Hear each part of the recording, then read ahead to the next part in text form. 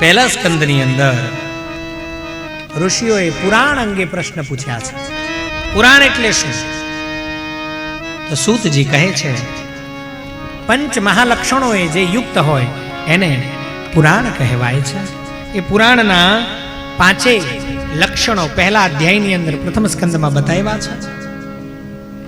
પહેલા તો સૂતજીના ખૂબ વખાણ કર્યા છે. ઋષિઓ કહે છે કે અમારું આ આખું ઋષિ વૃંદ એ આપના મુખારવિંદથી આ પુરાણના જે પંચ મહાલક્ષણ છે એને સાંભળવા ઉત્સુક છીએ, કૃપા કરીને અમને જણાવો. અને ત્યારે સૂતજીએ પણ વિસ્તારપૂર્વક જણાવ્યા છે. છેક 28માં કળિયુગ સુધી લઈ આવ્યા છે. અને પછી એમાં પણ નૈમિષારણ્યમાં લઈ ગયા છે. અને ત્યાં બધાએ જ્યારે બેઠા છે અને ત્યાં કથાનો પ્રારંભ થાય છે. બોલ શ્રી અંબે માત કી જય. અને સૂતજીએ પ્રારંભ કર્યો છે.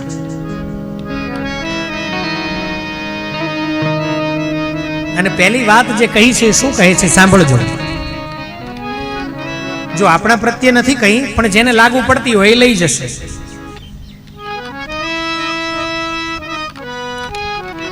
કળિયુગના ભયથી ગભરાતા બધા બ્રાહ્મણો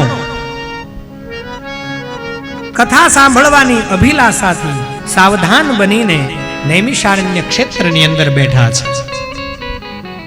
બ્રાહ્મણો એટલે ઋષિઓ. 88,000 ઋષિઓની વાત છે ને, એ બ્રાહ્મણોની વાત કરે છે. નૈમિષારણ્યમાં બેઠા છે અને સૂતજીએ વાત શરૂ કરી છે. સૂતજી પહેલું શબ્દ કહે છે, પહેલી વાત કરે છે કે સમય તો ગમે તે રીતે પસાર થઈ જાય. શું કહે છે? સમય તો ગમે તે રીતે પસાર થઈ જાય, પણ તાકીને વાત કરે છે મૂર્ખ જનોનો સમય એ પ્રમાદમાં જાય છે. આમ તેમ ભટક્યા કરે, ગમે તે વાતો કર્યા કરે, એને પોતાને ખબર ના હોય કે એને પોતાને ક્યાં જવું છે ને શું કરવું છે. એટલે કાં બીજાની ખોદણી કરશે, કાં પોતાનું જીવન લોભમાં ગાળી નાખશે, કાં ઈર્ષામાં, કાં મદમાં. મદ એટલે ડોળ, જે નથી એ બતાવવાનો પ્રયત્ન કરે એ મદ. કાં મત્સરમાં.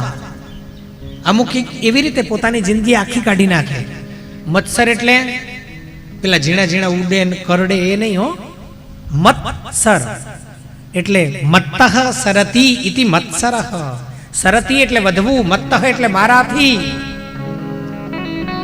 હજી હમણાં આયા છે પણ જો ને મારા કરતા પગાર વધી ગયો. ભાડે રહેશે પણ ઘરમાં તમે જોવો ને તો ફ્રીજ ને બાર ગાડી ને. મારાથી આગળ થઈ ગયો, મારા કરતા આટલું બધું લઈ લીધું. પોતાનાથી આગળ વધી જવાથી સામેના માણસથી જે ઈર્ષા કરે છે એને મત્સર કહેવાય. બધાયને પોત પોતાનું એમને મુબારક.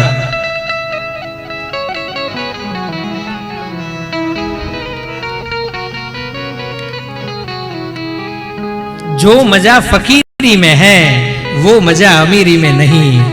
અને ફકીરીનો અર્થ સાહેબ ના એવો નહીં, બધું જેની પાસે છે, બધું જ, કંઈ ઘટતું નથી. અને છતાંય આ કંઈ મારું નથી. આમાં રહેલો જે આત્મા એ આ શરીરને ભોગવી રહ્યો છે. શરીયતે ઇતિ શરીરમ. અમુક વર્ષો પછી આ શરીર મારે ખાલી કરી દેવું પડશે, છોડી દેવું પડશે, છોડીને ચાલ્યું જવાનું છે.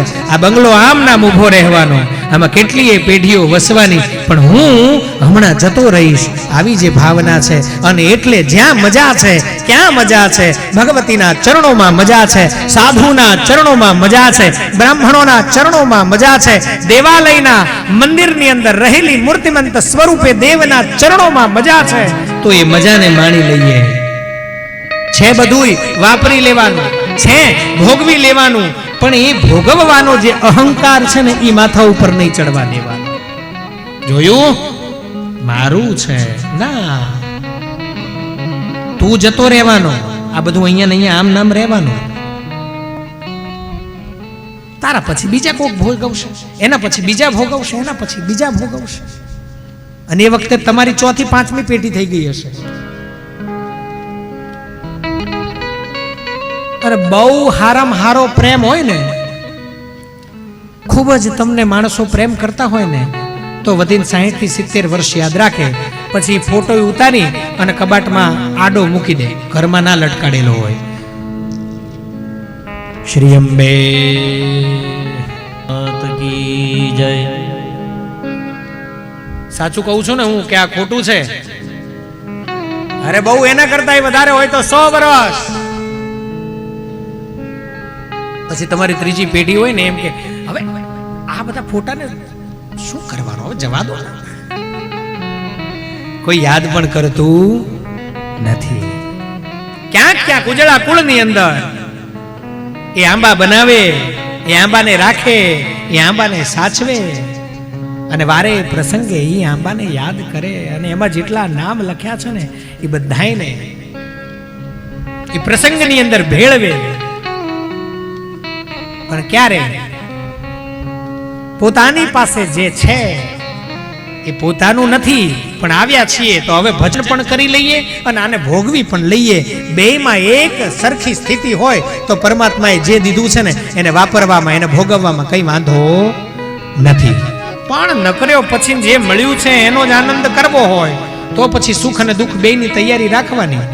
રાત પડે ને પછી કોક ગોતે, મહારાજ જોજો ને, હા મારે આવું આવું કેમ થાય છે, પણ જોજો કોઈને કહેતા નહીં. વાય બેયમાં સરખા રહો, આ તકલીફ જ નહીં આવે. અને બાકી નાના મોટા સુખ દુઃખ તો આવે રાખે અને જાય, એને ભોગવવા પણ તૈયાર રહેવાનું, એને સહન કરવા પણ તૈયાર રહેવાનું. અને વળી પાછી જગદંબાનું આરાધન વધે, ભગવાનની ભક્તિ વધે, ઉપાસના વધે, એકાદું વ્રત ઉત્તમ પ્રકારે થાય ને એટલે વળી પાછી જગદંબા રાજી થાય. અને એ રાજી થાય ને એટલે જે ગયું હોય ને એના કરતા બમણું આમ ઘા કરે ને ભરી દે. શ્રી અંબે.